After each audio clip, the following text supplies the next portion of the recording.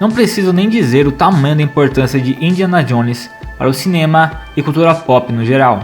O personagem interpretado pelo grande Harrison Ford é amado por todos. Dificilmente você conhece alguém que não gosta de Indiana Jones. Hoje vamos falar sobre os jogos desse personagem icônico. Então se segura, porque essa vai ser uma aventura cheia de altos e baixos. O primeiro jogo de Indiana Jones foi o Caçadores da Arca Perdida, de 1982, para Atari 2600, que adaptava ao filme do mesmo nome. O jogo apareceu um ano após o fenômeno global do primeiro filme de Indiana Jones. O jogo era bem competente para o Atari 2600, já que o console não era lá muito poderoso, né? O jogo tinha alguns puzzles meio estranhos, falta de indicações de certas paredes que eram quebráveis, e não tinham indicação para o jogador, mas a jogabilidade simples compensa isso em certa medida. O que não ajudou o jogo é que ele chegou um mês antes do jogo do ET, que é injustamente culpado pelo crash dos videogames de 1983. Então não tinha como esse jogo ter se saído muito bem. Mas para a primeira aventura primitiva de Indiana Jones, o jogo de Atari merece pelo menos respeito. O segundo jogo foi o Indiana Jones no Reino Perdido, de 1984 para Commodore 64.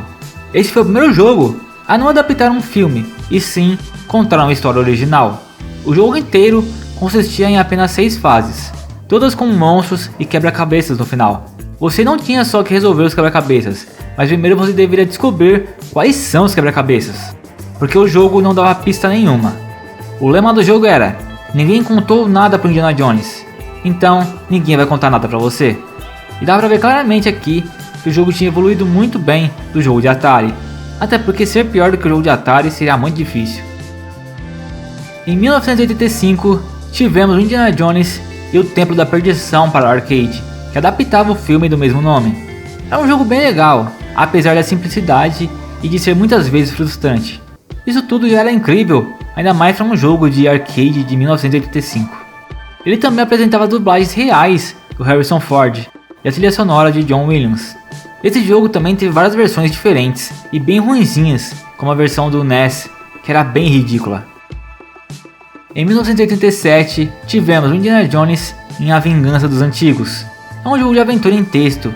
Esse foi curiosamente o primeiro jogo de Indiana Jones para PC.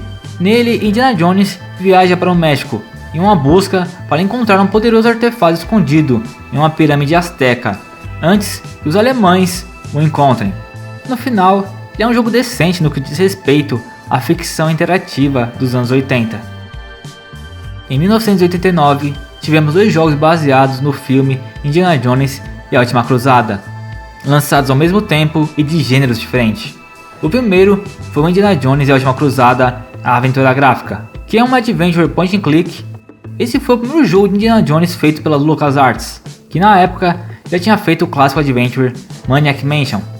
Então aqui, com Indiana Jones, eles estavam em casa, em todos os sentidos, e isso resultou num bom jogo, que era um dos primeiros adventures a ter muitas maneiras diferentes de completar o jogo, além de ter diferentes maneiras de concluir um quebra-cabeça, uma inovação que muitos jogos de point and click não têm até hoje. E o segundo jogo de 1989 foi o Indiana Jones e a Última Cruzada, o jogo de ação. Esse foi o primeiro jogo de ação do Indiana, que realmente pareceu minimamente interessante. O jogo era difícil demais, o que chegava a ser frustrante em alguns momentos, e não tinha brilho na ação, sendo assim um jogo medíocre. O incrível é que esse jogo ganhou várias versões para várias plataformas, com diferenças entre essas versões. É uma desgrama abordar franquias que tem jogos assim com múltiplas versões, que só a abordagem dessas versões daria um vídeo próprio de tão bizarro que são essas situações.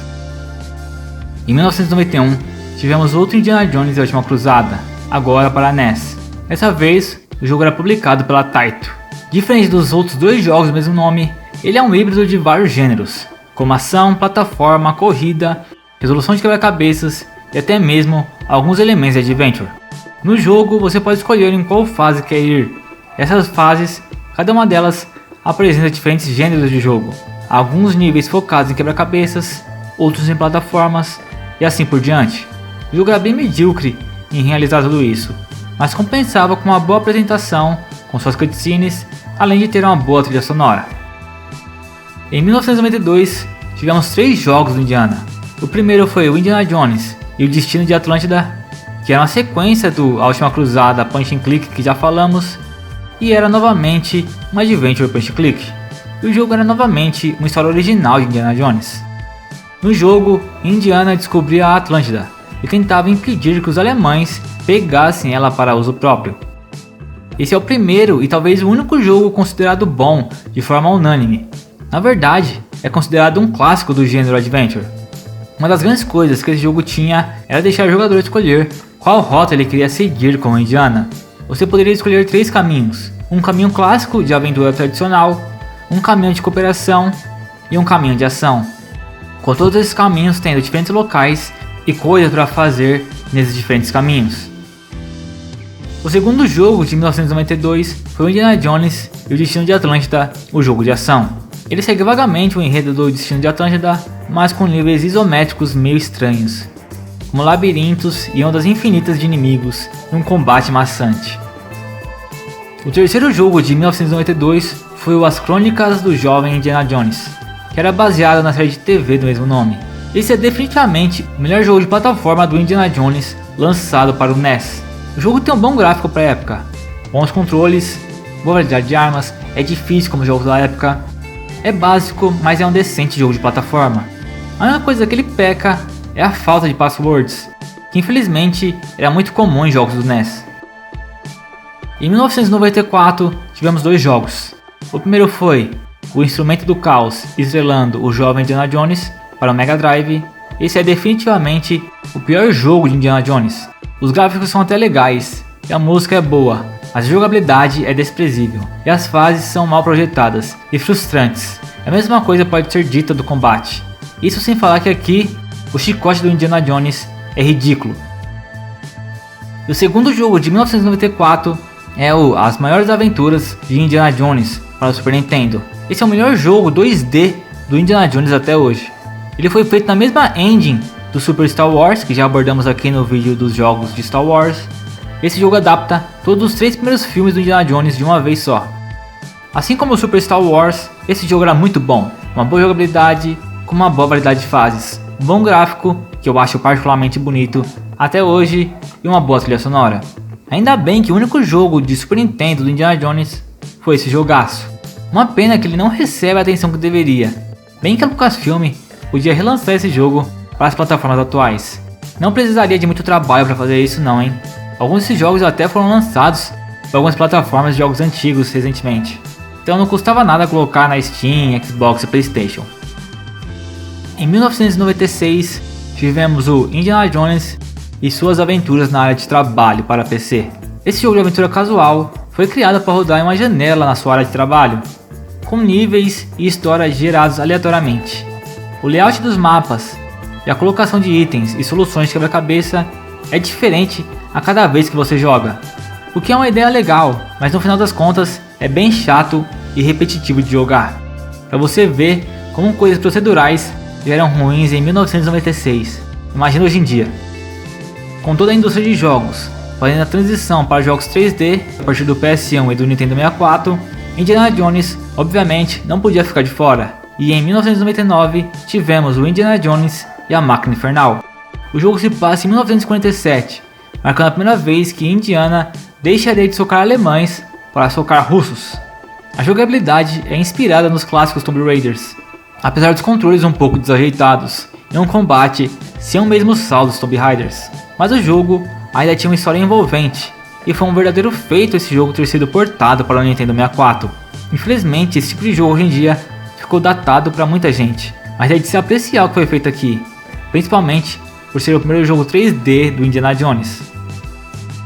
Em 2001, tivemos o Indiana Jones e a Máquina Infernal para Game Boy Color, que era decente para um jogo de Game Boy Color, ainda mais que o jogo era uma adaptação do jogo 3D de 1999. Em 2003, Indiana Jones chegava ao PlayStation 2, com Indiana Jones e a Tumba do Imperador. O jogo continua na mesma linha do Máquina Infernal, e ele é um jogo de ação e aventura mais lento, com muita plataforma e exploração, com Indiana tendo a variedade de armas corpo a corpo improvisadas. O jogo tinha gráficos que são bons até hoje. A jogabilidade ainda tinha seus entraves, mas melhorou muito do jogo de PS1. O jogo tinha uma ótima atmosfera, e uma boa trilha sonora. Se você quer jogar algo em 3D, em terceira pessoa, bom de Indiana Jones, esse é o jogo. Em 2008, nós tivemos bastante Indiana Jones. O primeiro desse ano foi o Lego Indiana Jones The Original Adventures. O jogo se concentra nos 3 primeiros filmes originais: Os Caçadores da Arca Perdida, Indiana Jones e o Templo da Perdição e Indiana Jones e a Última Cruzada. Cada filme consistindo de 6 capítulos separados que recontam as histórias de uma forma bem humorada e descontraída, que ameniza a violência e remove algumas das referências religiosas e políticas mais evidentes encontradas nos filmes. O jogo teve naturalmente versões para os consoles da época, assim como uma versão para PSP e Nintendo DS, mas o jogo também tem uma versão para celular com o Lego Indiana Jones Mobile Adventure e uma versão para navegador com o Lego Indiana Jones Adventures. Ainda em 2008, tivemos o Indiana Jones e o Reino da Caveira de Cristal para celular, jogo que adaptava o filme do mesmo nome. Por incrível que pareça, esse foi o único jogo do filme de 2008, bizarro. Em 2009, tivemos o Indiana Jones e o Cajado dos Reis. Esse jogo teve um desenvolvimento longo e conturbado. O jogo entrou em desenvolvimento em 2004, visando a próxima geração da época, o PS3 e Xbox 360. Mas naquela época, os custos dos jogos não eram tão absurdos como ficou na geração do PS3 e Xbox 360. O PS2 tinha vendido horrores e os consoles portáteis estavam a todo vapor. Então era quase idiotice não fazer uma versão para esses consoles. Então a LucasArts encomendou a Behavior Studios, conhecida na época como A2M, para fazer versões do jogo para o Nintendo DS, PlayStation 2 e Nintendo Wii. Enquanto a Amaze Entertainment foi encarregada de fazer uma versão para PSP, com todas as versões programadas para serem lançadas em 2007. Indiana Jones e o Cajado dos Reis deveria usar tecnologia de ponta e um novo e ambicioso mecanismo de física. Esse mecanismo de física é incrivelmente cheio de bugs e difícil de trabalhar, mas esse foi apenas o começo dos problemas no desenvolvimento do jogo. A produção da versão da LucasArts parou significativamente, devido a uma combinação de rotatividade de funcionários e mudanças de liderança do projeto.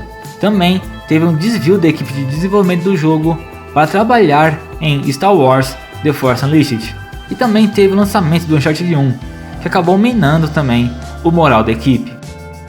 Tudo isso fez com que as versões de Xbox 360 e PS3 do jogo fossem canceladas, mas as versões da geração passada ainda seriam lançadas, chegando em 2009. O jogo é bem mediano, visto que a versão do Wii passou de um jogo secundário descartável para a principal versão, então eu acho que acabou sendo um jogo bem decente. Obviamente eu gostaria muito de ter visto a versão da LucasArts, mas não dá para criminalizar a LucasArts aqui. Tirando os jogos Star Wars, a LucasArts infelizmente não emplacou grandes jogos na geração do PS3 e Xbox 360, então fazia sentido apostar mais no The Force Unleashed. Estranhamente, é a versão do PSP da Amaze Entertainment a mais polida, consertando todas as inconsistências da história e os controles ruins das versões de Wii e PS2. Além disso, tivemos a versão de DS, que pro DS é até bem competente. Ainda em 2009, tivemos mais 2 jogos, o Indiana Jones e os Quebra-Cabeças Perdidos para celular. O jogo era simples, repetitivo e chato.